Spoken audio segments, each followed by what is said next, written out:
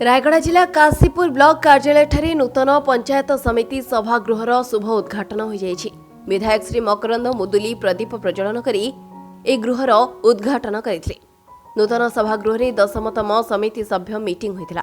सभाटिकु काशीपुर गोष्ठी उन्नयन अधिकारी श्री गौरचंद्र पट्टनायकर परिचालना क्रमे अध्यक्षा रुआई माझी, सांसद प्रतिनिधि सदानंद नायक और रायगड़ा विधायक मकरंद मुदुलींकर करकमल रे गृहर शुभ उद्घाटन हो जाइछि।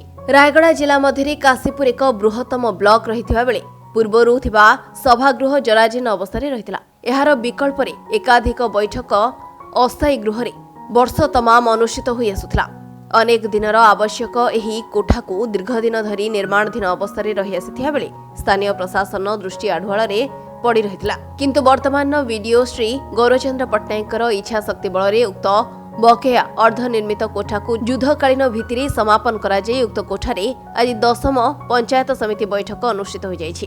एही कार्यक्रम रे अन्यमानक मध्यरे अध्यक्ष रुआई माझी, उपाध्यक्ष जीपीओ कुमार स्वामी तुरुक, समिति सभ्य मनोज पात्र, शंकर नायक, सरपंचक मध्यरु रेवती माझी, नीलकंठ झड़िया प्रमुख उपस्थित थिले। काशीपुर ठारे 10म पंचायत समिति बैठक अनुष्ठित हो जाइछि। कृषि भित्तिक स्वास्थ्य संबंधी पानीय जल, शिक्षा, साधारण बंटन और विभिन्न उन्नयन कार्यर समीक्षा आलोचना करा जायतिला। रायगड़ारू सुरेश चंद्र कुंभार का रिपोर्ट, सत्यम टीवी।